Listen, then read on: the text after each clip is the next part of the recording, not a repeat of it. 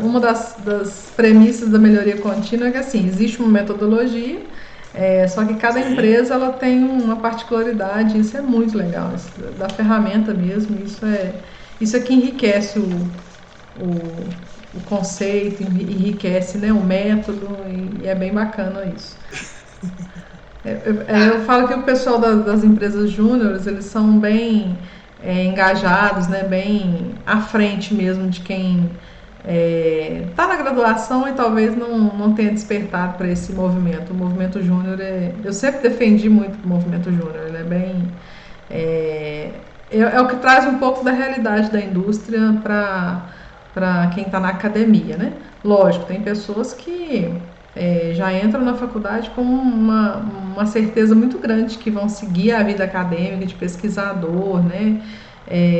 Nada de errado com isso, muito pelo contrário, mas tem gente que já entra com a certeza de que quer ir para a indústria, e o movimento júnior ele é sem dúvida a porta de entrada para isso, né? Para sentir um pouco do que é a indústria mesmo, né? Do que é a, a vida como ela é no mercado de trabalho. Eu acredito muito nesse movimento como forma de educação fora da graduação, né? É bem interessante, bem importante. Não, é muito bom mesmo. Eu também participei da empresa júnior na época que eu ainda estudava. Não, foi bem interessante. E, assim, a gente aprende muita coisa. Nossa, demais, muito mesmo. Dá até mais gosto nas matérias, né? Que você já vê mais Porque onde você já vai com uma assimila, onde visão de entende. mercado, né? Eu Aham. acho que ele devia ser quase que obrigatório, não opcional, né? É muito bom mesmo. Assim, a gente esforça muito, principalmente para ter em todo, né? Como movimento, a gente se esforça muito para ter em todos os cursos, todas as universidades, Uhum. porque, né? É muito bom esse diferencial, pelo menos o pessoal tem que ter o direito de conhecer ele, saber que existe. Aí vai de você, se não querer, poder ou não, né? Querer Exatamente. ou não. Porque dá uma diferença, a gente tem muita diferença, né? Eu, Nossa, Marcela, aqui não sei onde o pessoal se formou, mas a gente tem uma vantagem de estar numa universidade pública, né? Como a UFV, você tem uma qualidade de ensino que a gente sabe que é diferenciado do que há muitas particulares, não vou dizer todas também. Então, quando a gente tem esse movimento empresa júnior, isso diminui essa diferença, né? Quando a gente já consegue incentivar, você e tem eu apoio, vou é te muito falar legal. que, especificamente na engenharia de alimentos, eu conheci movimento júnior de faculdades particulares que, na época, eram muito mais fortes do que os da Universidade Federal. Então, assim, é muito mais da consciência da equipe, né, que está à frente do ensino do que meramente se é público ou particular, né? Então, assim, vai muito da visão da faculdade em relação ao movimento mesmo. Muito bom. Então, de como a melhoria contínua me escolheu, né? Não fui eu que escolhi a melhoria contínua. É, eu trabalhava já há uns quase 2 anos, né, lá na Mabel Alimentos. E aí, como eu sempre fui muito curiosa, sempre questionei muito os porquês das coisas, surgiu uma oportunidade de conduzir os grupos de melhoria, mas não simplesmente conduzir, né? O gerente da qualidade, que é o professor Marco Túlio, um grande professor que trabalha hoje no IPOG, gerente, diretor industrial, uma excelente referência na área de qualidade no Brasil hoje, o Marco Túlio. E na época ele pediu ao meu gerente, ao gerente industrial, que eu fizesse um benchmarking lá em 3 empresas em Jaraguá do Sul, que eram referências em melhoria contínua. Era a VEG, que produz motores, a Embraco, que produz peças para refrigeração, e a Duas Rodas, que é uma empresa de aromas e ingredientes para a indústria de alimentos, né? Eu fui fazer esse trabalho lá de conhecer, né, esses 3 formatos de grupos de melhoria. E assim, nunca tinha ouvido falar de melhoria contínua. Tava super novidade para mim. Comecei a ler algumas coisas, alguns artigos, pesquisava na internet, tinha muito material teórico, mas nada assim muito específico, mais generalista, né? E aí eu fui fazer esse trabalho de conhecer a campo. Então, assim, foi bem bacana porque conhecer 3 empresas com formatos específicos, né? A gente, quando abrimos aqui a reunião, nós falávamos que melhoria contínua, né? Os projetos de melhoria tem uma base, uma padronização em relação às metodologias, mas cada empresa tem o seu toque ou a sua forma de conduzir os trabalhos. E aí eu cheguei, depois dessas 3 visitas, eu cheguei com a missão de fazer com que esse projeto de melhoria contínua fosse lançado, fosse estabelecido lá na empresa. Então eu tive que estudar, né? Peguei materiais teóricos, peguei os estatutos, né? Essas empresas tinham tão bem estruturados esses programas, tinha o estatuto, como que cada um deles tinha como as regras que estavam estabelecidas, né, para a condução dos grupos. E eu peguei esse material e comecei a estudar e a moldar todas essas informações à cultura, né, à realidade que eu tinha no meio de trabalho ali naquela empresa, na empresa que eu trabalhava, que era a Mabel Alimentos. Então eu tinha que extrair a informação dessas empresas que eu fiz a visita, né, que estive lá, extrair como eles implantavam o método, mas tinha que trazer a cultura da empresa, e que isso ficou muito marcado na época da minha visita, né? As pessoas que me receberam sempre falavam, olha, a metodologia é essa, ela é padrão, se você estudar, você vai conseguir implementar. Porém, você precisa ter muita sensibilidade de entender qual é a cultura da empresa para conseguir adaptar algumas coisas. Então, por exemplo, coisas que no sul do Brasil eram relevantes em termos de premiação, de apresentação, que faz parte, né, de todo o projeto, para nós que estávamos na região ali de Goiás, não fazia o menor sentido, não tinha menor cabimento fazer esse tipo de abordagem. Então, as adaptações elas tiveram que ocorrer. Então, depois disso, depois de estudado, né, nós começamos o projeto de lançar. E aí, para lançar, tinha que explicar para as pessoas o que era aquilo, que raios era a melhoria contínua, né? Que tipo de metodologia era essa, que tipo de filosofia era aquela. E aí, para isso, a gente precisava fazer alguns treinamentos. Tínhamos 2 grupos. Um grupo em que era facultativa a participação e um grupo em que era obrigatório. Facultativa era todo o chão de fábrica, né? Então, operadores, auxiliares, e eles participavam por convite se eles se sentissem à vontade de participar. Agora, a equipe de gestores, ela era obrigada a participar. Então a gente criou dois grupos, 2 tipos de grupos distintos. Grupo de gestores que trabalhavam informações um pouco mais complexas, e os grupos que a gente chamava lá de EMC, Equipe de Melhoria Contínua, e esses sim trabalhavam melhorias que eram melhorias pontuais, muitas vezes melhoria em equipamento, melhoria no posto de trabalho, e pasmem vocês, a gente tinha mais resultado com as pequenas melhorias que vinham da base do chão de fábrica, se você comparasse proporcionalmente a dedicação e a formação que os gestores tinham em relação às melhorias mais complexas. Ou seja, então não quer dizer que um era facultativo e o outro era obrigatório, um tinha mais gestores e o outro tinha mais operadores, que a diferença de resultados era assim tão grande. Muito pelo contrário, a gente se surpreendia muito bem com os grupos de base, né, de formação essencialmente da operação, do que com os gestores, que a gente às vezes tinha uma cobrança um pouco maior. Então esse foi o passo a passo, né? A gente fez o lançamento, fez o treinamento, então tinha que treinar as pessoas para explicar a metodologia, explicar como que se usava um brainstorming, como que se usava uma espinha de peixe, como que se usavam 5 porquês, um plano de ação. Então, na visita que eu fiz nessas empresas, o que ficou muito claro para mim foi: haja o que houver, seja religiosamente fiel ao método. Então, você pode ter uma série de outras coisas que a cultura interfira e você tenha que fazer adequações, mas não toque no método. O método é intocável. O método precisa ser seguido à risca. Por quê? Nós temos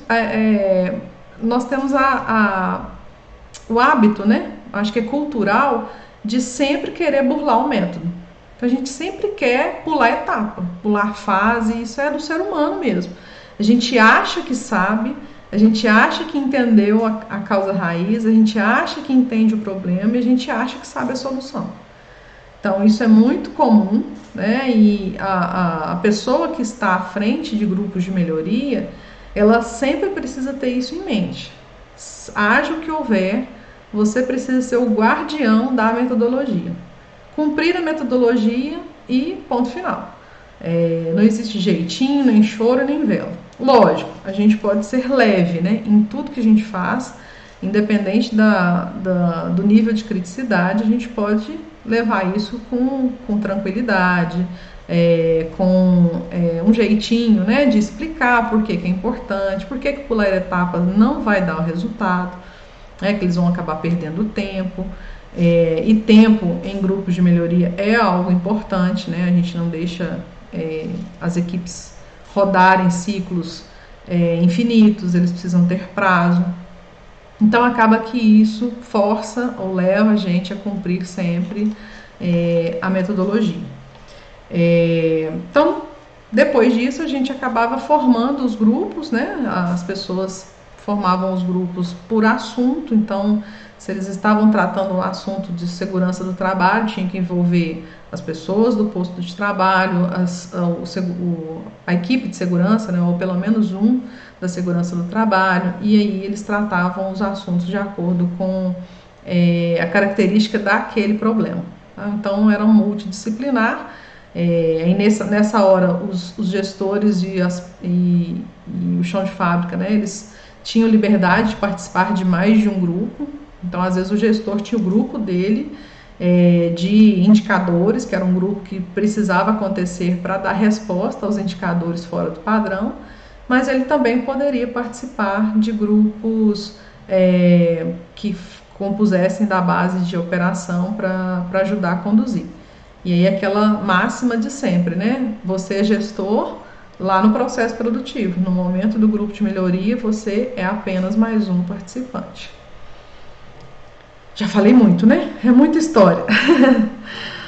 Além dessa história, né? Além desse trabalho da Mabel, ainda teve o caso Valorec. Mas antes de eu passar para o caso Valorec, né? E uma outra parte que é a mais gostosa, que é a parte de reconhecimento, premiação, eu queria perguntar para vocês já participaram de grupos de melhoria, já conheciam esse formato, né, de trabalhar em grupo, solucionando problemas? Como que é essa realidade hoje para vocês?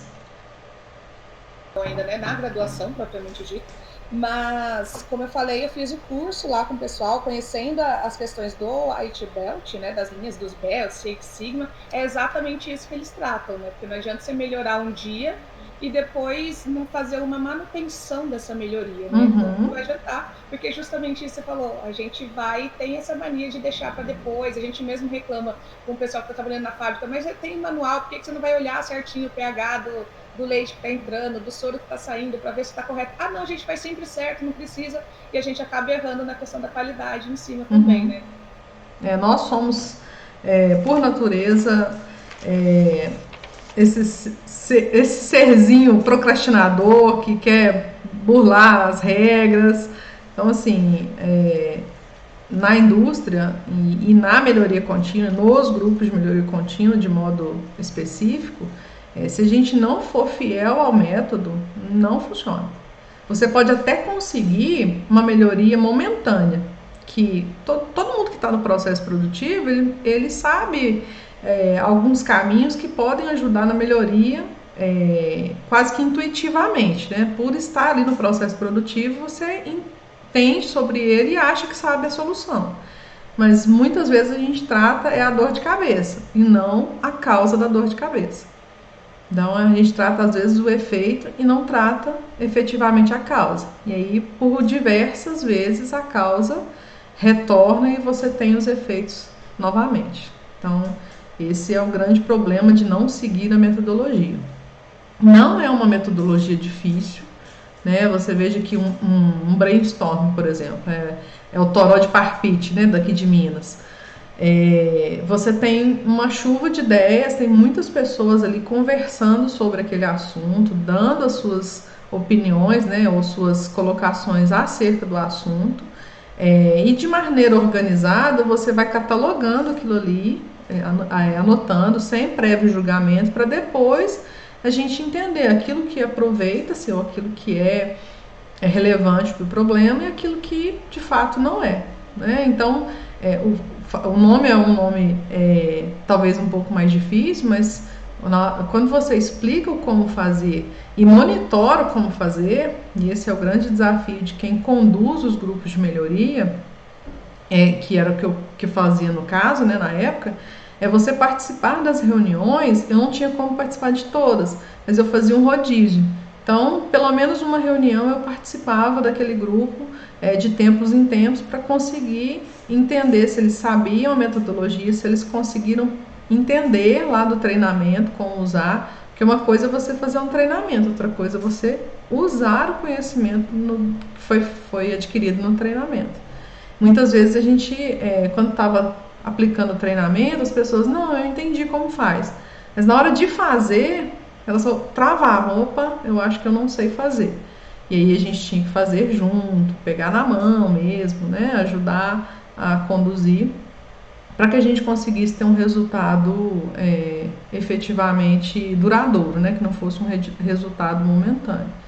Então, o uso da metodologia, muitas vezes, ele pegar para fazer, para que a gente consiga entender se a gente realmente consegue aplicar, né, e não somente achar que vai sair com uma solução ali da cabeça e isso é melhoria contínua. Pode ser a melhoria do momento, mas ela não vai ser duradoura, né? Ela não vai passar ali pelo ciclo de modo a chegar lá no final e ser padronizado.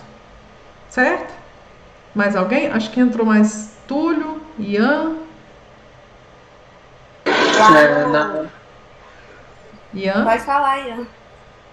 Não, eu só ia falar que minha visão também é um pouco parecida com a da Flávia também, em relação ao White Belt, e também algumas disciplinas de estatística que eu fiz voltada mais para a indústria, sobre aquele gráfico de Pareto.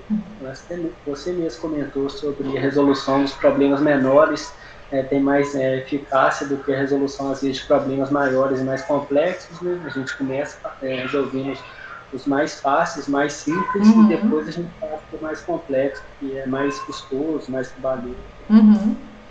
E até pela dedicação, né? Me chamava muita atenção o nível de dedicação, de comprometimento, né, das pessoas com os pequenos problemas. Então elas entendiam aquilo ali como elas iam saíam da fábrica e voltavam, né, dia após dia, pensando aquele problema. Então elas tomavam parte mesmo daquele problema e não simplesmente é algo que eu preciso resolver, mas que o envolvimento era parcial. Não, você percebia que eles tinham um envolvimento assim muito, muito forte para a resolução do problema.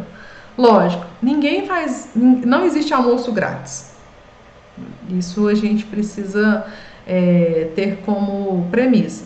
Você não consegue que essas pessoas tenham esse engajamento pura e simplesmente porque acham a metodologia linda. Não funciona. Lógico, né? Lá no passado, quando esse tema, né? Essa metodologia foi implementada lá no Japão, da Segunda Guerra Mundial, um dos objetivos era melhorar a condição de trabalho das pessoas. E aí entendia-se que e que hoje ainda assim é aplicado com esse intuito de você aumentar, melhorar o clima organizacional, de as pessoas participarem mais, né, da solução dos problemas. Só que só o engajamento, ele por si só, ele não é forte, principalmente na nossa cultura.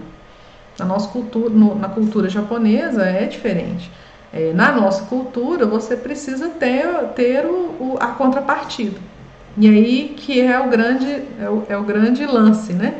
Eu já vi casos das contrapartidas, ou seja, das premiações, serem um motivo de contentamento e outros um motivo de disputa. Que aí você perde um pouco a linha tênue do objetivo de engajar as pessoas ou colocá-las em uma competição. Esse mesmo caso que eu comecei a contar para vocês, a gente foi muito feliz no como conduzir as premiações, porque à medida que eu vi outras empresas fazendo algumas práticas e entendendo que aquela mesma prática na nossa cultura da região lá não caberia, nós fomos moldando aquilo que era mais atrativo. E aí nós começamos a nós fazíamos 3 ciclos de melhoria por ano. Então era de 4 em 4 meses, tinha o fechamento, então tinha data para entregar o projeto, documentação que o grupo tinha que entregar até essa data, jurados que faziam a avaliação, né, desses trabalhos, que faziam toda a correção da metodologia para certificar de que eles seguiram mesmo passo a passo, que não foi só um enjambramento, né, um jeitinho brasileiro ali para poder participar. E aí no final desse ciclo tinha um evento de apresentação, onde as equipes apresentavam os seus trabalhos, e aí por fim os diretores faziam a pontuação, tinha critérios, então os critérios eram muito bem definidos, de pontuação, pontuação no uso da metodologia, na ideia, enfim, tinha uma série de critérios. E aí, por fim, a gente tinha lá primeiro, segundo, terceiro lugar. E aí a gente fazia as premiações sempre voltadas para aquilo que humanizasse cada vez mais esse trabalho. Então, a gente evitava prêmios em dinheiro ou prêmios físicos, né? A gente dava uma plaquinha ou dava uma medalha, mas a premiação era ou um jantar ou um almoço com essa equipe e seus familiares num restaurante bacana lá da região. Então, que é uma história que marcou minha vida e eu nunca vou esquecer dela, que estávamos todos à mesa, né, as famílias com os funcionários, eu como coordenadora do grupo, e a gente foi almoçar numa churrascaria bem, bem bacana lá em Goiânia. E aí a gente estava, né, todo mundo à mesa, conversando e tudo, e por um instante eu reparei que tinha uma família próxima da gente, assim, e a criança, assim, com os olhinhos brilhando, uma criança mais ou menos de uns 6, 7 anos e um outro menorzinho de uns 3 anos. E essa criança com o olhinho brilhando, ela perguntou pro pai dela bem baixinho assim, eu posso pegar? Então, assim, tinha um garçom oferecendo e colocando, servindo a gente, e ele ofereceu um sorvete pro menino. O menino olhou pro pai dele e falou assim, eu posso pegar? Aí o pai dele respondeu, pode sim, hoje você pode pegar o que você quiser. E aí o pai dele, com o olho cheio de lágrimas, virou pra gente e falou assim, olha, eu nunca vou esquecer esse trabalho, porque olha a cara do meu filho, olha a expressão dele de que valeu a pena.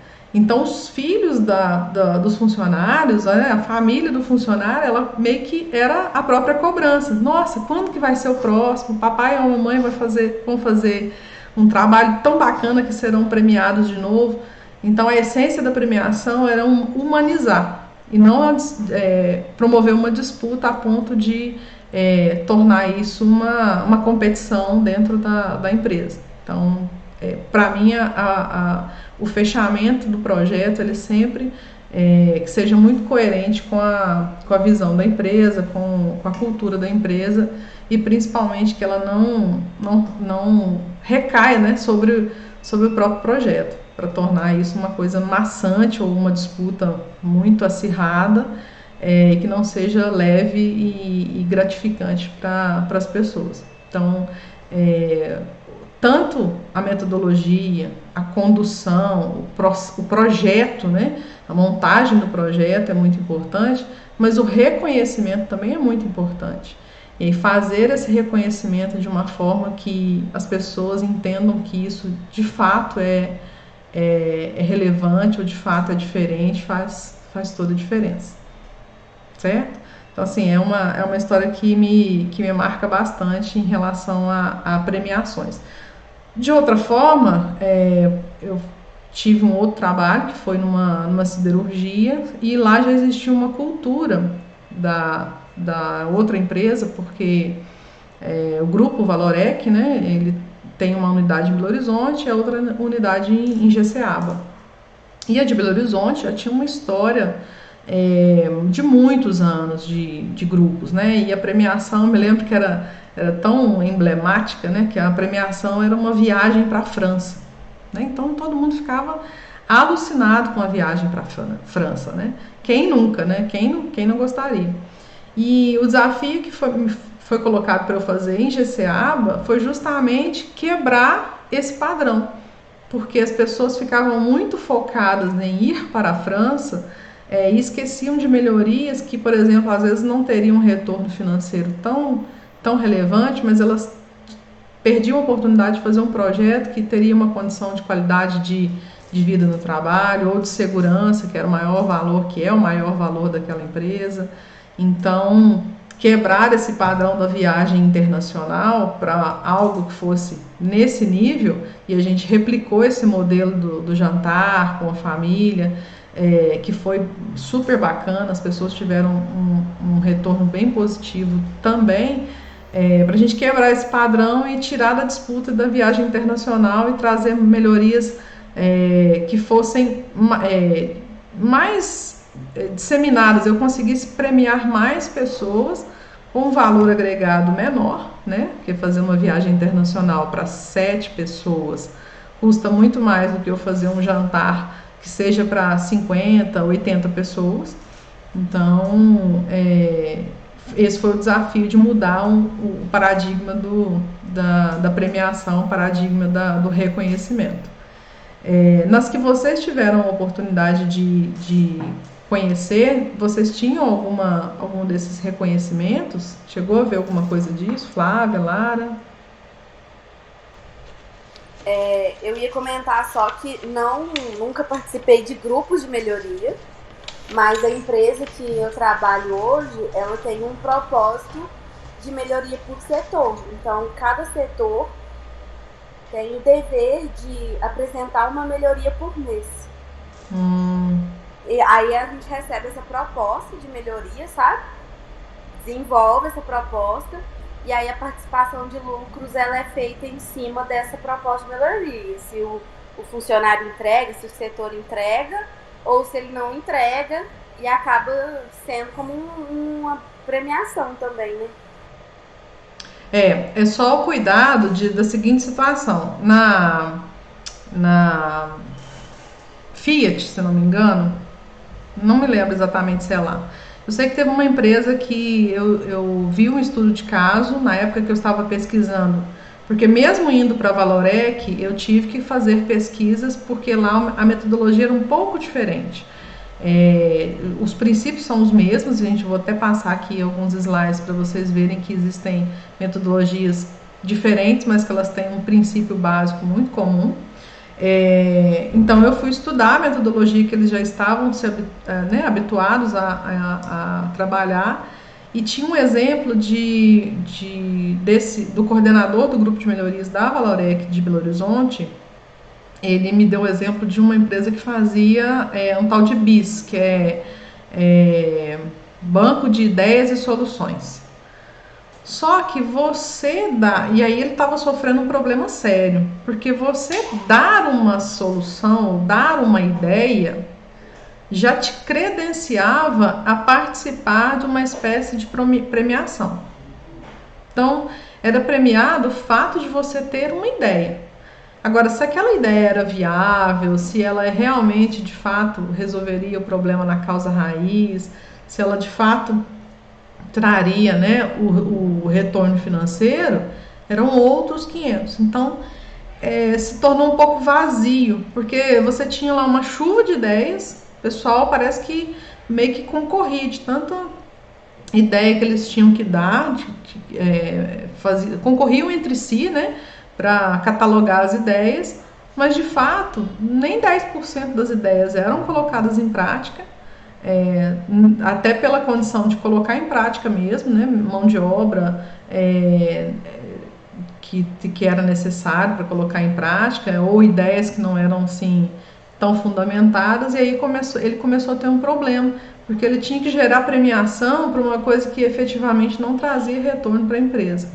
Então, um cuidado muito grande, né, que precisa ser tomado é não premiar pura e simplesmente o fato da ideia, porque ideia a gente pode ter boas ou não tão boas assim, e podemos ter ideias que vão resolver o problema e outras nem tanto. Então é só um cuidado que, né, eu poderia te dar de dica, tentem pensar em algo que leve em consideração o uso da metodologia e o retorno, né, a conferência, se aquilo ali deu certo mesmo, que é a parte mais difícil de avaliar, é o retorno sobre as ações implementadas. Se aquela ação que efetivamente foi implementada gerou o retorno, gerou a melhoria, né? Se não foi interferência de alguma ou outra situação. Em alguns casos você pode sofrer interferência de outros fatores, né? Então é muito importante ter essa avaliação.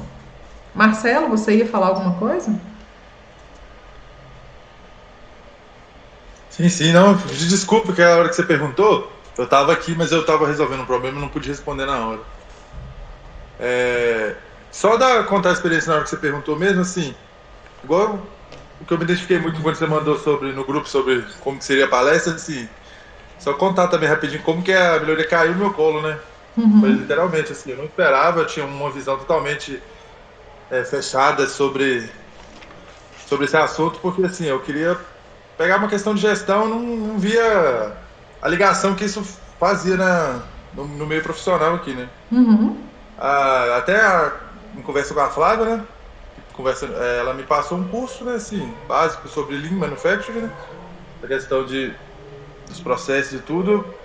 Eu vi assim e falei assim, não, interessante. Aí comecei a fazer o estágio, né? Que eu te falei, vim para cá pro estágio, para essa área de produção, mais focada na gestão, só que me deparei com uma aluna lá que formou com a gente, inclusive, que trabalha nessa área de melhoria. Em conversa com ela explicando, não, você tem que abrir mais, aqui a gente está começando a implementar várias coisas, inclusive, e era uma das exigências, quando eu comecei o estágio, a gente apresentar um projeto de melhoria ao final do estágio, porque o nosso estágio aqui, o contrato é de 1 ano, né?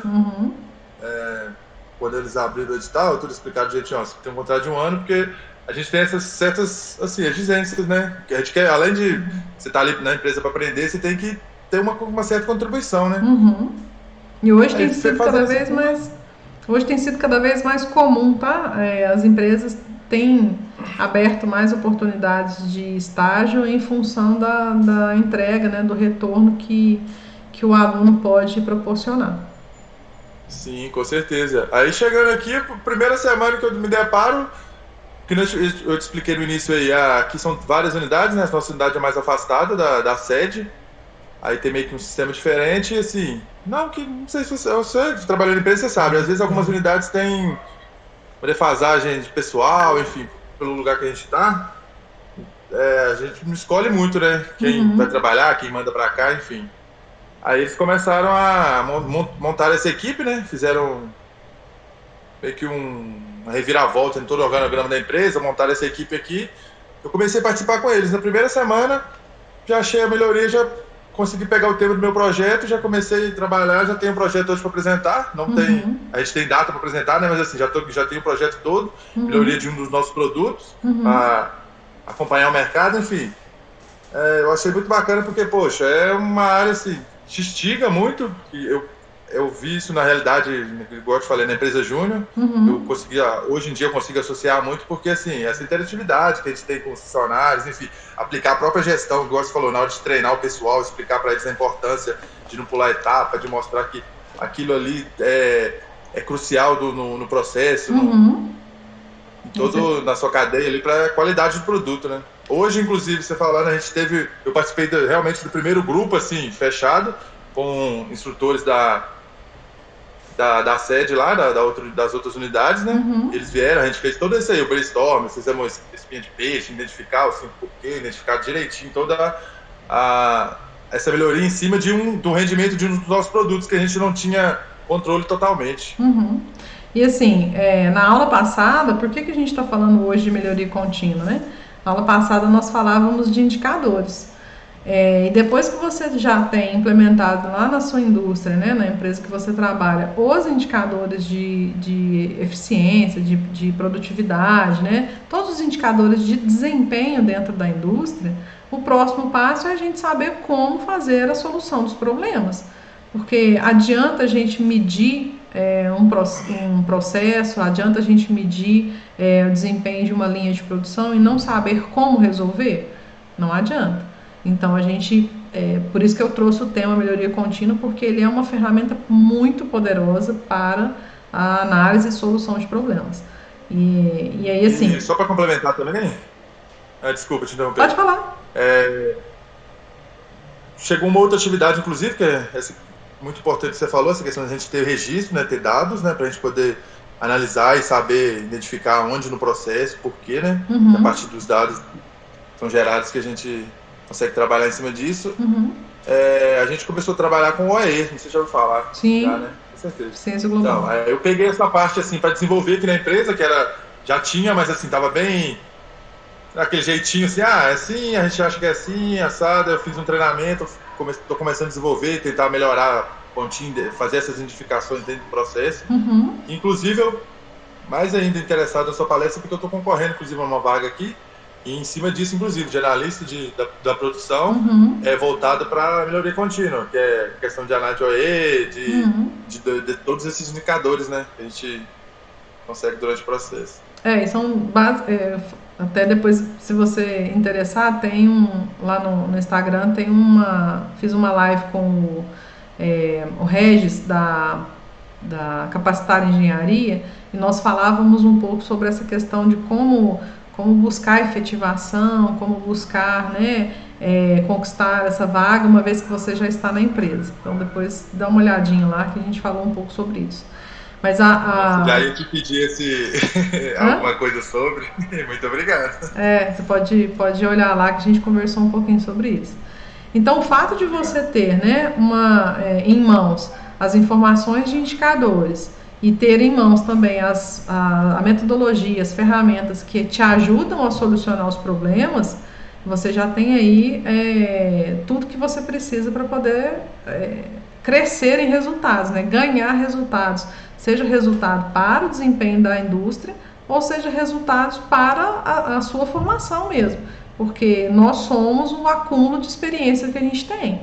Então, se a gente quer crescer na nossa carreira, se a gente quer ser um profissional que as indústrias desejam, né, ter como funcionário, a gente precisa buscar alinhar essas ferramentas e praticar, né? Não somente fazer um curso, mas fazer o curso e praticar.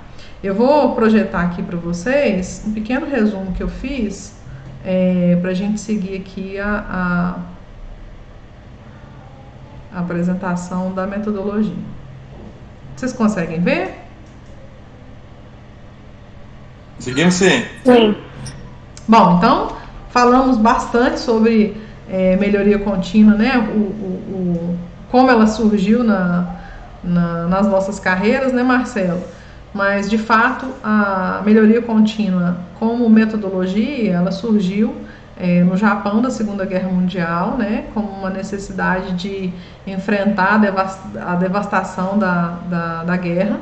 E ela surgiu como uma filosofia de trabalho que busca mudar para melhor constantemente os processos, né, mas envolvendo as pessoas. Então, não é uma metodologia simplesmente de melhoria de processos. Ela é uma filosofia de melhoria de processos em função ou em constante envolvimento das pessoas. Porque senão nós poderíamos falar em automação, né? Ou pura e simplesmente processos automatizados como mudar para melhor. Nesse caso, mudar para melhor com envolvimento de pessoas. Com o objetivo de melhorar cada dia mais. Então, melhoramento contínuo. Por isso, aí essa palavrinha em japonês, o Kaizen.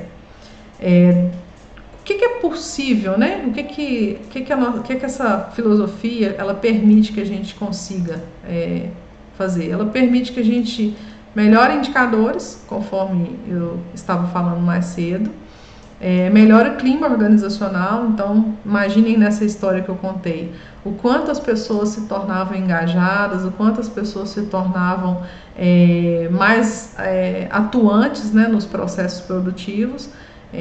Isso tornava o clima bem melhor de trabalho, porque as pessoas se sentiam mais úteis do que elas realmente se sentiam antes do trabalho, né?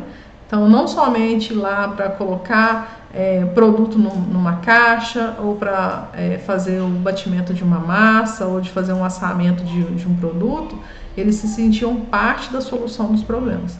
E isso faz uma diferença danada na hora de você fazer a gestão das pessoas, né? Isso, como uma ferramenta de gestão, é também muito importante, muito relevante para ser levado em consideração. E também permite a gente aumentar os ganhos, né? À medida que você reduz custo, à medida que você melhora processos, você, consequentemente, aumenta ganhos. Então, assim, hoje em dia é difícil de você enxergar uma empresa que não queira fazer pelo menos um desses três. Então, não é também tão difícil assim convencer uma empresa a utilizar a metodologia. Por mais resistente que seja, à medida que você leva em consideração esses três itens, muito provavelmente você vai ter uma resposta positiva para a implementação dessa metodologia. E aí, falando dessa filosofia, né, claro. E aí, falando das metodologias especificamente, eu vou apresentar aqui duas com uma evolução da outra, e uma terceira que é um pouco diferente em termos de avaliação de informações. A gente tem o clássico, né, que é o PDCA, onde na primeira fase a gente enxerga o problema, analisa o problema, que é onde você usa aí as ferramentas do brainstorming, do diagrama de Ishikawa, diagrama de Pareto, todas as ferramentas que você consiga para analisar o problema, para enxergar esse problema como ele acontece. Ir no posto de trabalho, lá no local onde ele acontece, né, enxergar como ele acontece. Então, tudo isso é muito rico de informações. Depois que você entendeu onde que ele acontece, como ele acontece, tem informações suficientes, aí é a hora de fazer as análises, né? Fazer a análise de 5 porquês, análise de causa e efeito, né? E aí, à medida que você consegue aplicar essas ferramentas, a gente consegue evoluir para um plano de ação que vai efetivamente cuidar, né, de eliminar a causa raiz. Entendido?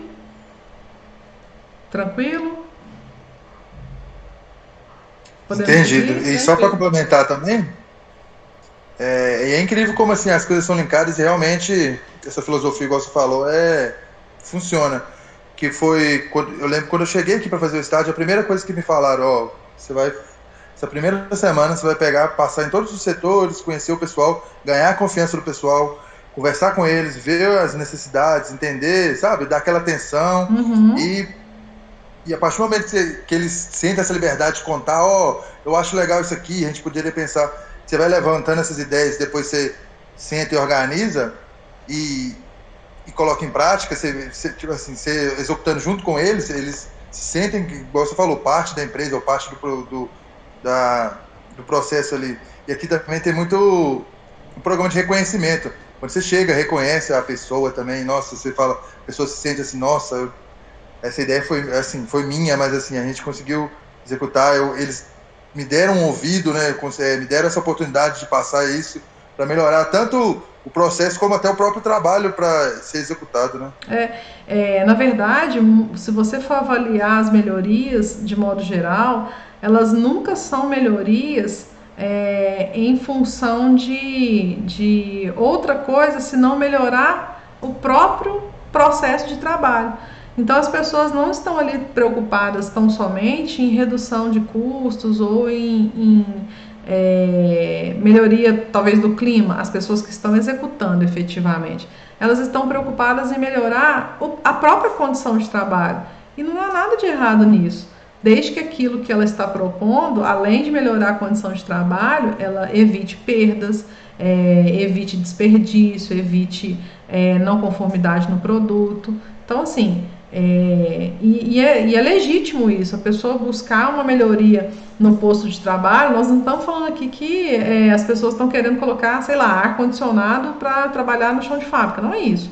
Muitas vezes é uma posição, uma postura, né, que não está legal ali no posto de trabalho, que ela está sentindo que aquilo ali a longo prazo vai trazer um problema para ela e, consequentemente, um problema para a empresa, e aí ela vai atuar nisso, né, numa postura de trabalho, numa condição insegura, numa parte do equipamento que está ali, às vezes, estragando o produto final.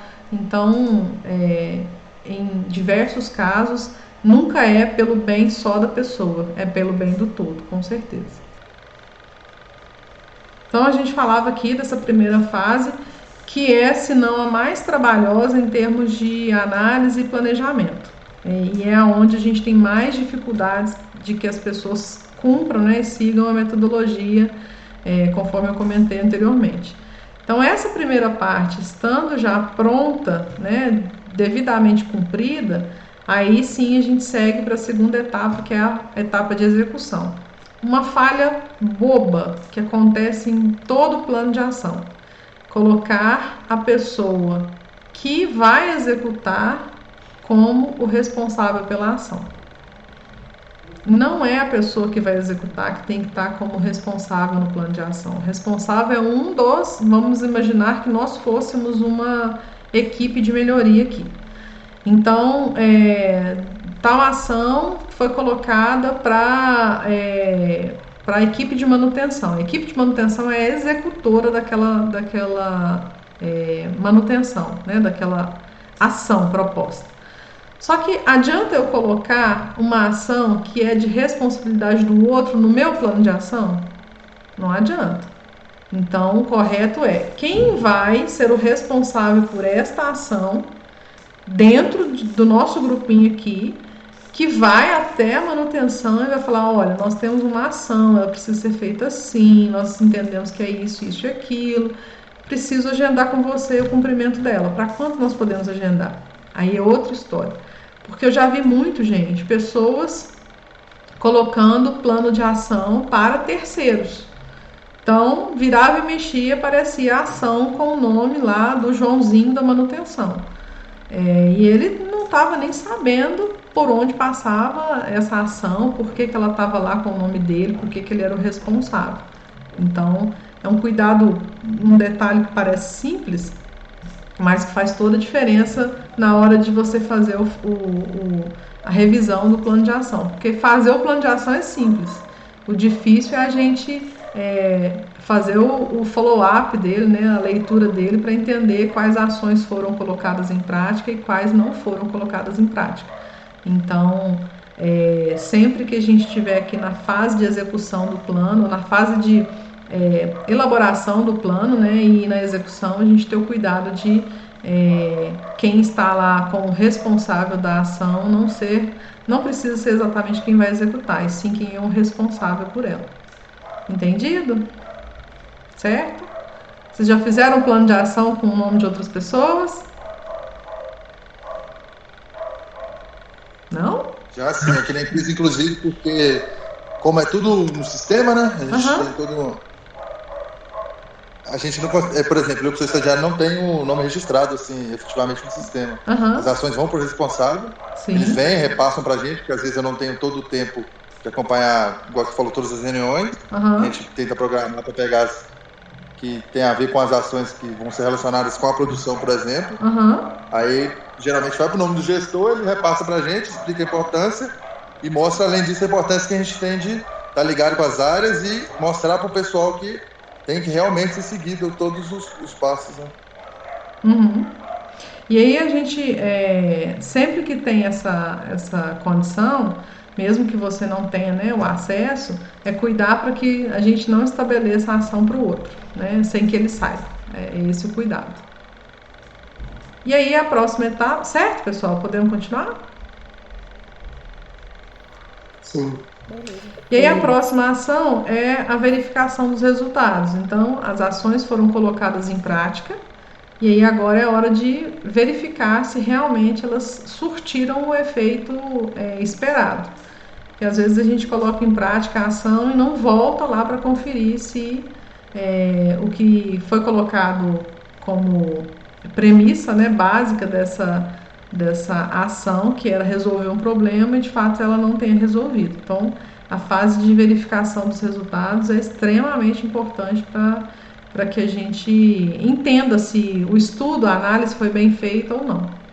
E aí, se ela não foi bem feita, a gente tem que voltar aqui para o P, né, novamente, fazer o estudo de novo, para que a gente consiga enxergar onde realmente possa ser melhorado ou outra ação que tem que ser colocada em prática.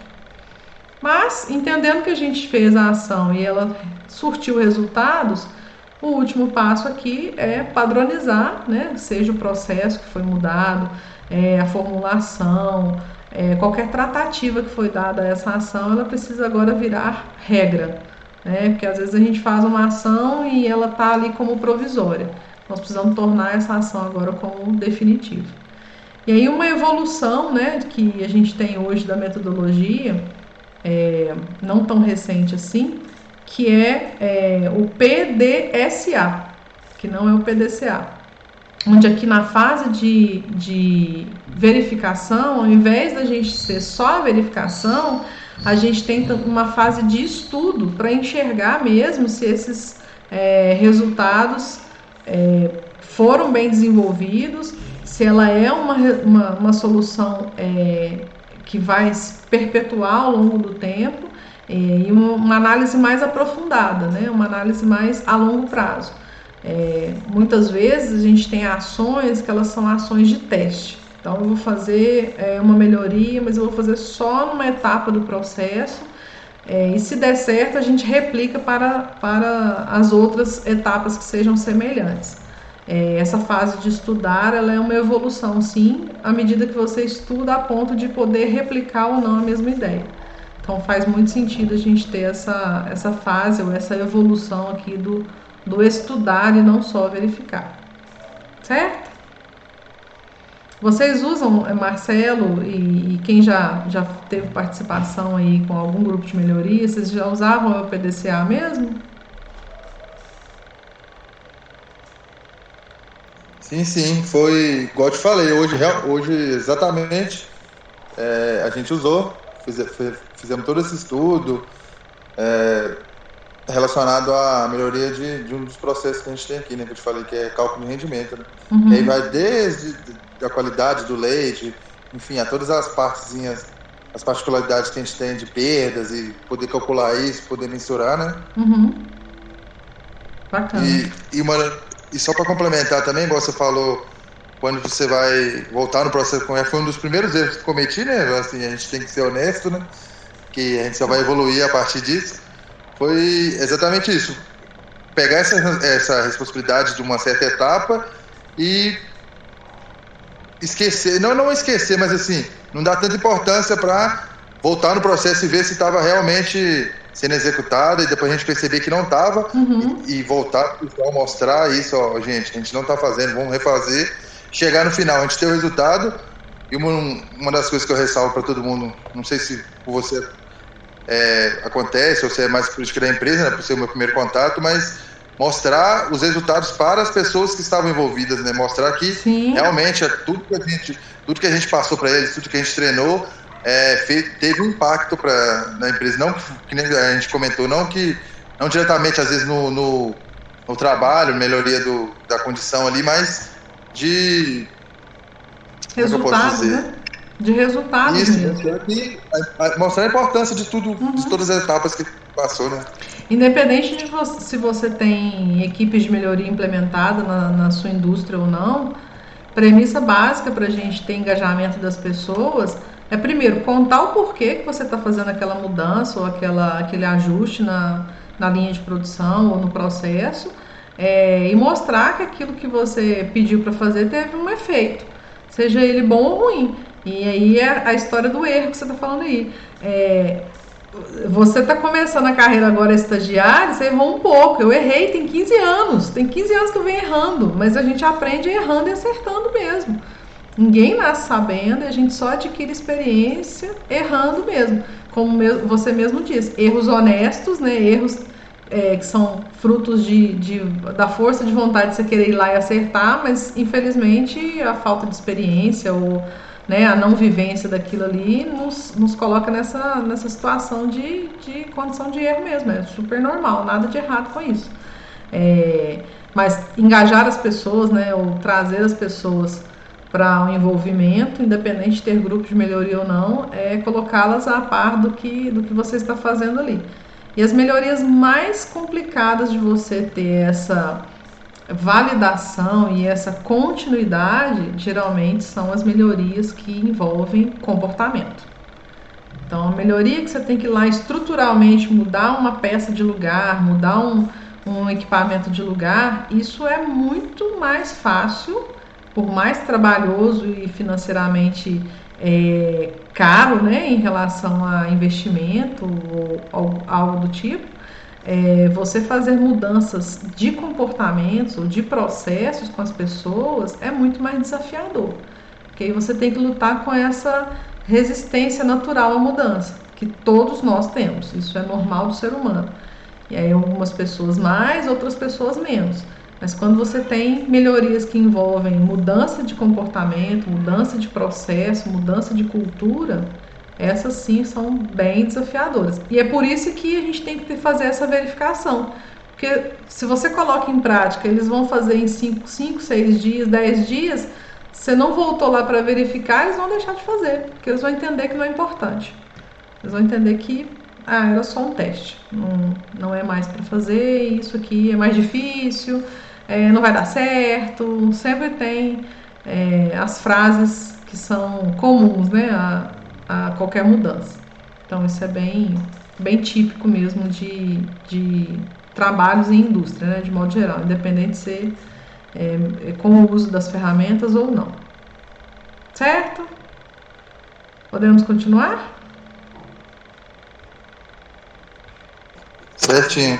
E é exatamente isso. Meu erro foi mais assim, em questão de eu falar, não, eles já são mais velhos de casa, assim dizendo, né? Posso confiar. Mais experientes. Isso, a gente passar várias coisas e ver que eles fazem. A gente confiar demais, igual a gente fala, do cheque, não é que a gente está duvidando, que a gente está monitorando, que a gente é que a gente está validando que se realmente o método está sendo eficiente, né? Aí eu não falaria nem confiar, porque confiar, você confia na competência da pessoa, na capacidade da pessoa. É muito para você monitorar a mudança, porque a mudança é um processo que, por natureza, nós somos resistentes, né? Umas pessoas mais ou menos, mas a gente naturalmente meio que desconfia se aquilo vai dar certo ou não. Então, para assegurar de que o seu processo de melhoria, suas ações de melhoria não vão sofrer boicote em relação a esse comportamento que é muito natural do ser humano, a etapa de verificação ela é indispensável mesmo, certo? E aí, por fim, depois que você fez a verificação, né, deu certo na melhoria que você está propondo, aí a gente faz a padronização, que é aquilo que ficou como efetivamente a melhoria, né? Uma outra metodologia que que eu também já trabalhei com ela, que é, se você for parar para pensar e fazer uma comparação das duas, elas são muito semelhantes em termos de lógica, né? De etapas ou de fundamentos. Então, você tem aqui dentro do Lean o DMAIC, né? E aí você tem as etapas aqui de definir, quantificar e identificar. Então, você identificou qual é o problema, quantificou, e aí nesse caso do quantificar, a diferença que é mais evidente do PDCA em relação a essa metodologia é a avaliação estatística. Então, a gente usa muito mais informações estatísticas, né, ensaios estatísticos aqui na etapa de medir, do que propriamente o PDCA. Então, basicamente, é uma diferença importante que a gente tem aqui. Depois você identifica a causa, que aí usa-se aquelas mesmas ferramentas de identificação de causa raiz. Eu gosto muito, particularmente, do 5 porquê, porque ele é muito intuitivo, né? E ajuda muito a gente chegar efetivamente na causa raiz. Depois a verificação, que é a mesma coisa que nós estávamos conversando aqui mais, né, antes desse slide, e onde tem que haver a verificação se a ação está sendo colocada em prática, se ela foi efetiva, e por fim controlar se ela está sendo mantida, né, ao longo do tempo, se a melhoria foi implementada de fato. Então as duas têm um mesmo princípio, alguns detalhes muito particulares cada uma delas, mas funcionam tão bem, tanto uma quanto a outra. Certo? Bom, eu comentei um pouco sobre as ferramentas, né? O que é mais usual de uso das ferramentas dentro dessas duas metodologias. A gente usa muito a informação gráfica, estudos estatísticos, o diagrama de Pareto, né? Para a gente ver lá o 80-20, o brainstorming, que aí nós vamos falar aí da chuva de ideias, né? O toró de palpite aqui de Minas. O diagrama de Ishikawa, que é a espinha de peixe, o 6M, né?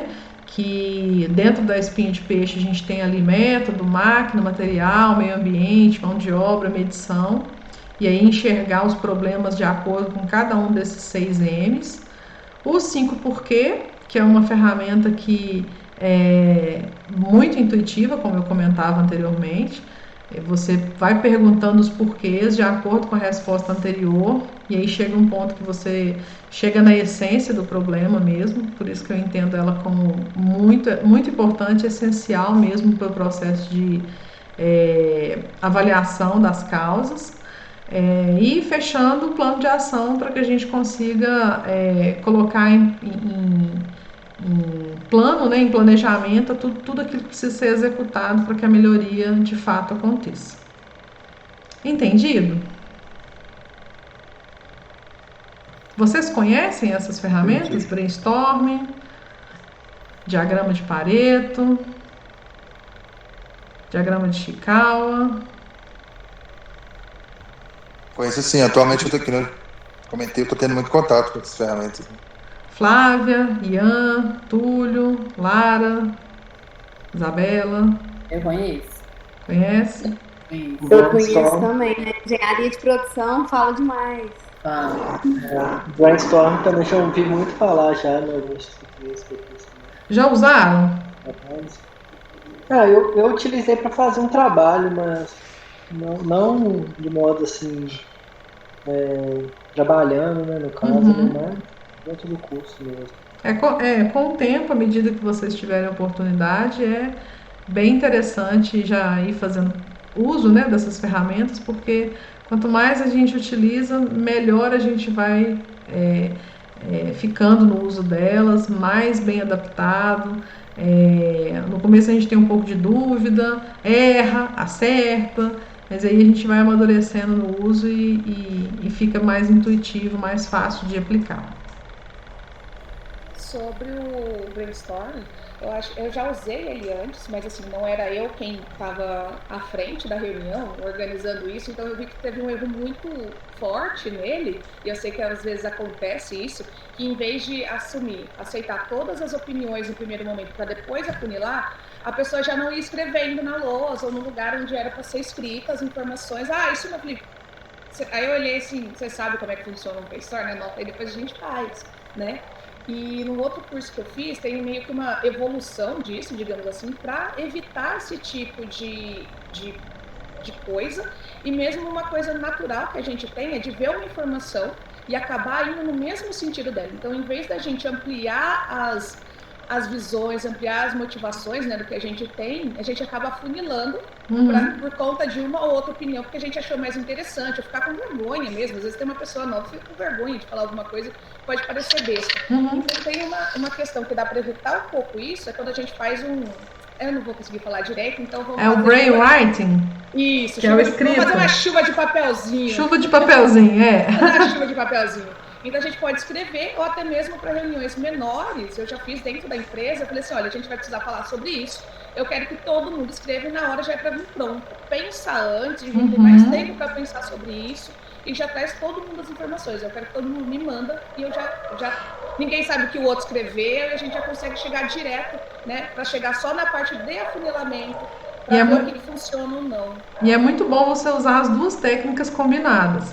Você faz essa inicial, que é bem interessante, porque a pessoa já chega na reunião preparado com as informações que ele já pensou previamente, e à medida que cada um vai lendo o seu papelzinho, as outras pessoas vão tendo insights diferentes.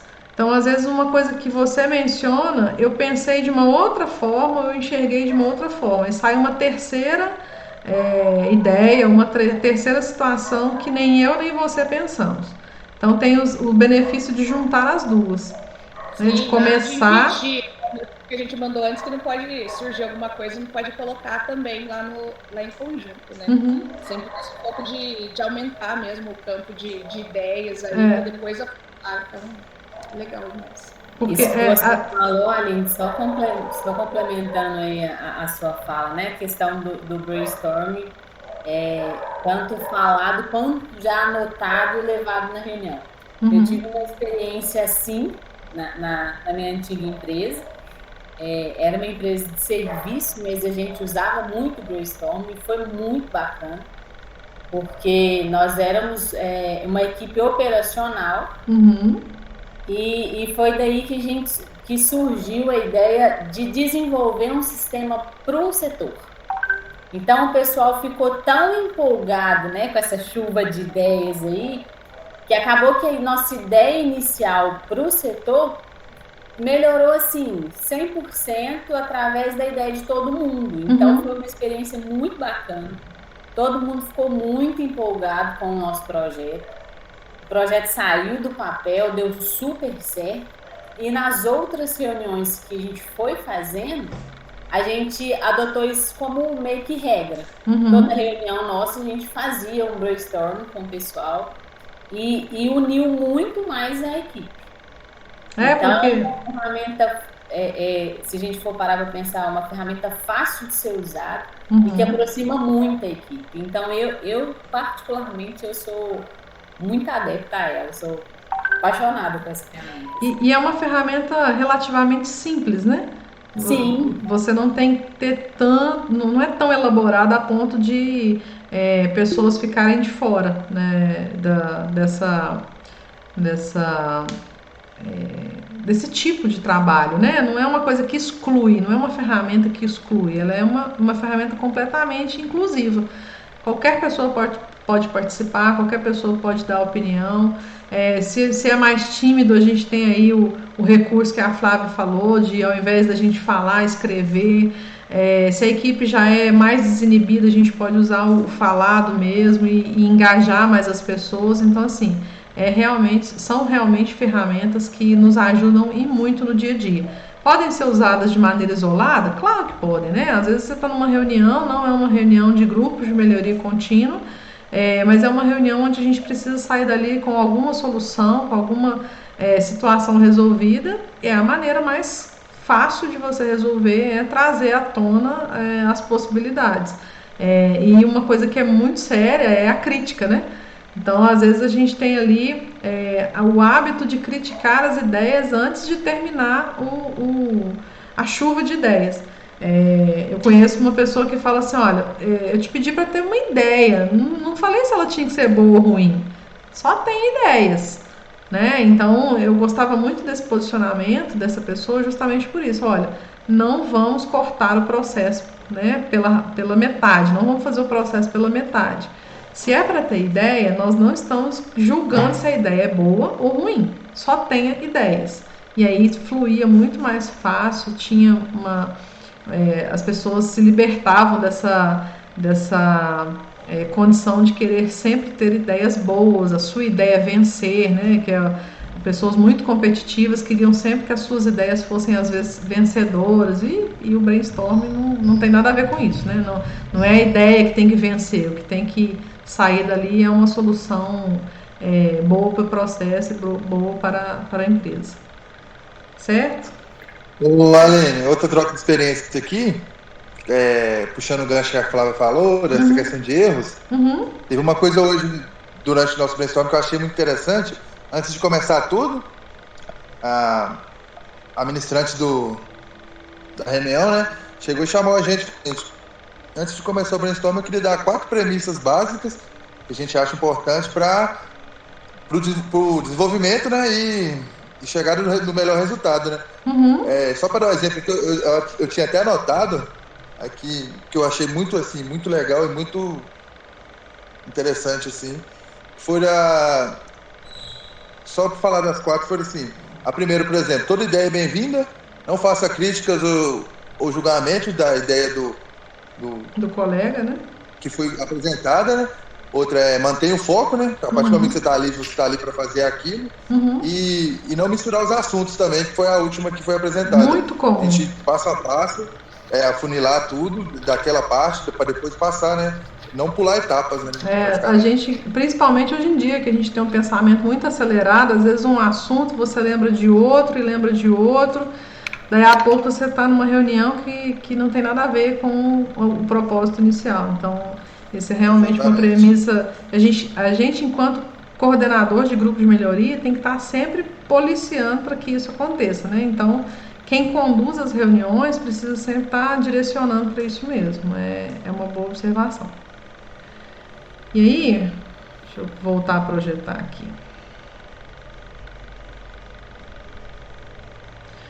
E aí, por fim, para a gente já fazer o fechamento, né, desse bate-papo, eu trago um pouco de como começar a usar. Então, se você ainda não usa, não faz uso dessa metodologia, né, dessas ferramentas, o que eu indico fazer? Então, primeiro, estudar as ferramentas, né? Estudar a metodologia, estudar as ferramentas, convidar pessoas, né? Eu coloco aqui, indico que pelo menos 3 pessoas para formar um grupo, treinar essas pessoas na metodologia e nas ferramentas, porque aí vai ser até um aprendizado para você, porque quando a gente ensina, a gente aprende. Vocês estão hoje me dando a oportunidade de revisitar um tema que há muito tempo eu não falava sobre ele, não conversava sobre ele, não aplicava sobre ele, né? Então, já tem um tempinho que eu não sou mais coordenadora de grupos de melhoria, e para estar aqui falando com vocês sobre essa experiência, sobre essas metodologias, eu tive que revisitar, estudar, voltar, né? Entender, lembrar das coisas que eu aplicava lá atrás.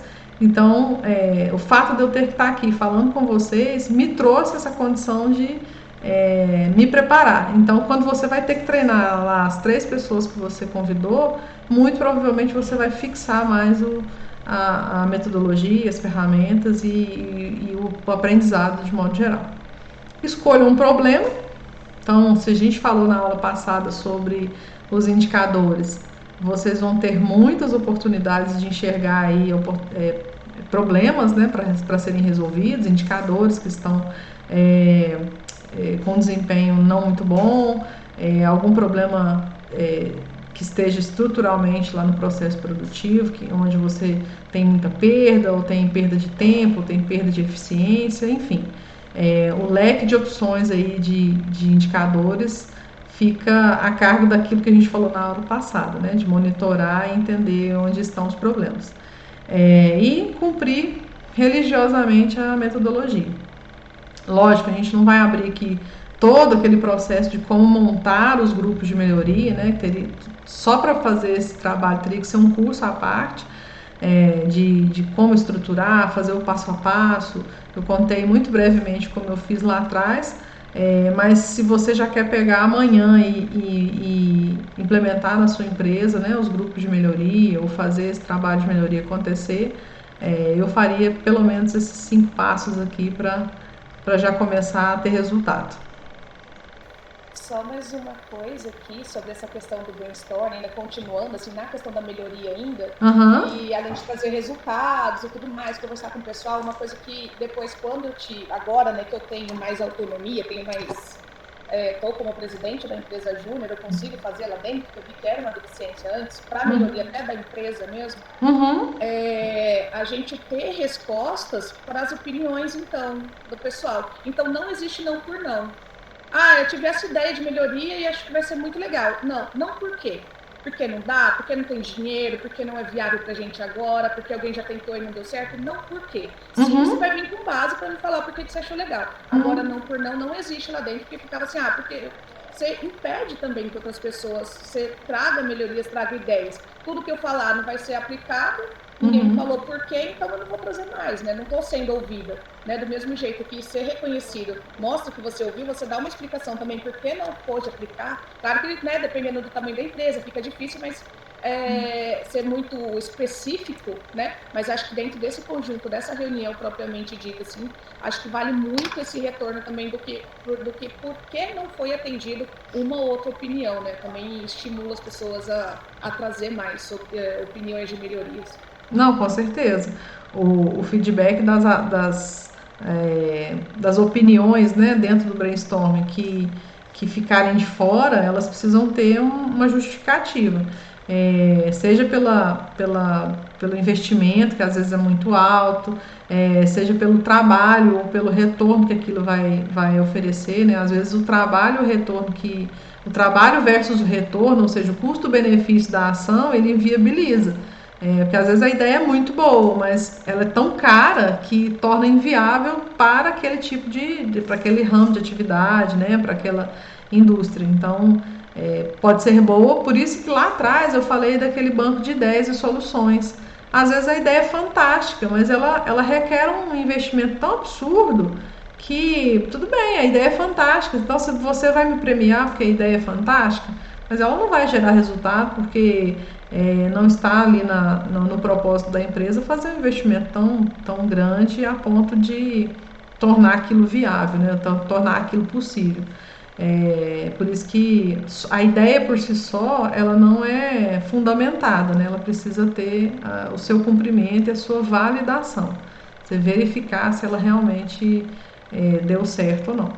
Então, o não pelo não também não é a prática comum, né? Até no nosso próximo encontro, que nós vamos falar bastante sobre pessoas, né? Da interface com as pessoas na indústria, o não pelo não existe há muito tempo. Então, à medida que você vai fazer alguma intervenção no processo produtivo e que as pessoas precisam fazer alguma coisa, o primeiro passo é você explicar para elas o que está acontecendo. Olha, nós vamos fazer tal mudança por isso. Minimamente comunicar o que está acontecendo. Não significa que você vai ali fazer um plebiscito, né? Perguntar para elas o que elas acham naquele momento. Muitas vezes, como gestor, você precisa chegar com algumas definições, algumas determinações e cumprir. Às vezes o processo produtivo te exige isso, que algumas ações sejam tomadas, algumas decisões sejam tomadas. Mas isso não significa que você não possa conversar com as pessoas, dar a elas o entendimento de que caminho a gente está seguindo, por que está indo fazendo dessa forma ou não daquela forma. Então, tema da nossa próxima aula de quarta-feira sobre gestão de pessoas, né, ou sobre o trabalho com as pessoas. Certo? Uma das primeiras etapas do processo inteiro desse projeto que a gente está desenvolvendo aqui, que foi sobre o CIPOC. Você já ouviu falar? Você tem alguma comentário sobre? Basicão, assim, só ele é uma ferramenta. Ele é uma ferramenta. Procurar. Ele é uma ferramenta dentro da metodologia do Lean, né? Em que ele analisa dentro do processo as entradas e as saídas desse mesmo processo. Então você lista lá todas as entradas, a transformação, né, os processos e as saídas daquele processo. Ele é uma análise de processo pura. Você faz análise pura e simples de processo. Tudo que entra naquele processo. A dependência de cada um, quem que é cliente, quem que atende quem que é área cliente, quem que é área fornecedora, isso. Bem específico do Lean Manufacturing. Sim, achei bem interessante. São ferramentas que, bem usadas, elas nos retornam com muito resultado. Né? Mas a gente também tem que tomar um cuidado, sabe, Marcelo, para não burocratizar demais. Eu já vi empresas que vão gerando tanto papel, tanta documentação, tanto formulário, que as pessoas perdem mais tempo fazendo esses estudos do que de fato implementando as melhorias. Então a gente sempre tem que ter equilíbrio.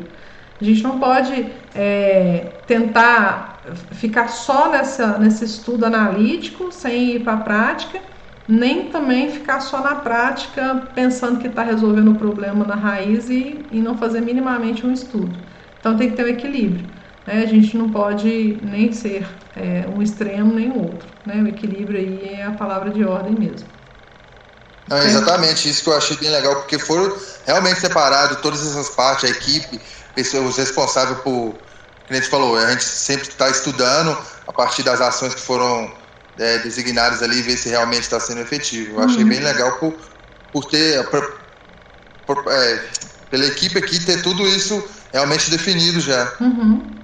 E assim, é importante para vocês que estão, né, começando o trabalho aí na empresa, né, mesmo com o estagiário, já é uma vivência incrível, né, que seja para usar na própria empresa ou que seja para usar em outra empresa. Isso você vai levar para o resto da vida. Para a próxima reunião, para a próxima aula, a gente vai falar aqui então um pouco sobre como a gente lida, né, com a gestão de pessoas na prática do dia a dia na indústria. Certinho? Olha, só por último aqui, eu já falei bastante, mas eu vou falar mais um pouquinho. Só agradecer você mesmo, sim, parabenizar, eu achei muito interessante desde quando a Flávia me apresentou. Essa diversidade de assuntos que você vem tratando, porque uma coisa tem que ser sempre ligada com a outra. Sim. Obrigada. E parabéns mesmo, viu, pela iniciativa, por estar reservando esse tempo aí para a gente ter essa troca de ideias. Não só ter o mundo fechado dentro da empresa, mas também entender como funciona e trocar essas experiências com outros também, né? E assim, muito dessa ideia, o Marcelo e os demais, né?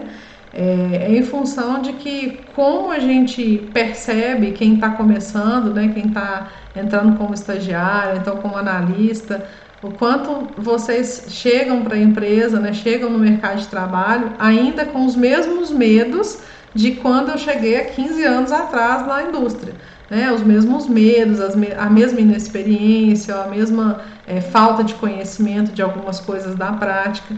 Então, para tentar equalizar um pouquinho aí essa realidade versus expectativa, né, que a gente falou até numa primeira aula aqui, que a realidade da indústria, ela tem algumas expectativas, a gente cria algumas expectativas, né, na faculdade, quando a gente está estudando, e que na realidade muitas vezes ela não se cumpre ou tem outra característica, outro viés.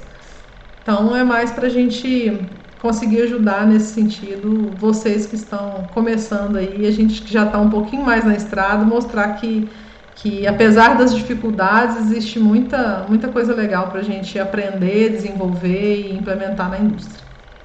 Certo? E aí vão divulgando, né? A gente ter mais pessoas aqui nas salas, mais pessoas acompanhando a gente. Eu deixei aqui o Instagram ligado, tem um pessoal ali acompanhando. Muito obrigada, viu, pessoal, pela presença, pelo incentivo. É muito importante a gente ser incentivado pelas pessoas que a gente conhece, pelas pessoas que a gente não conhece.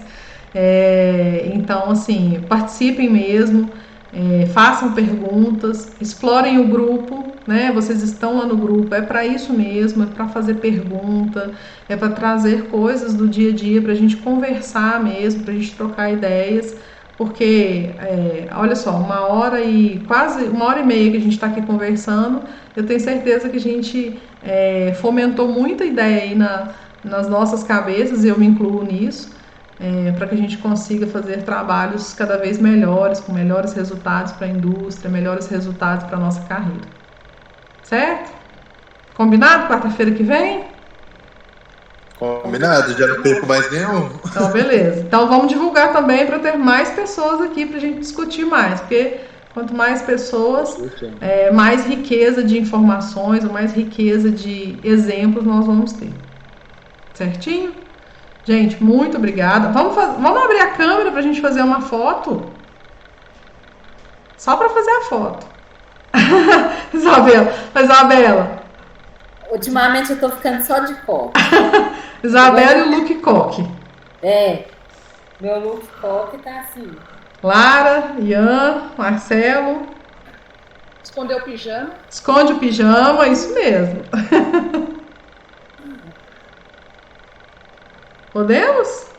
Vou abrir aqui, a Flávia vai ficar até encantada. Flávia vai matar a saudade, né, Flávia? Ian? Não, é por causa da camisa da empresa Júnior. Sim, sei. Tem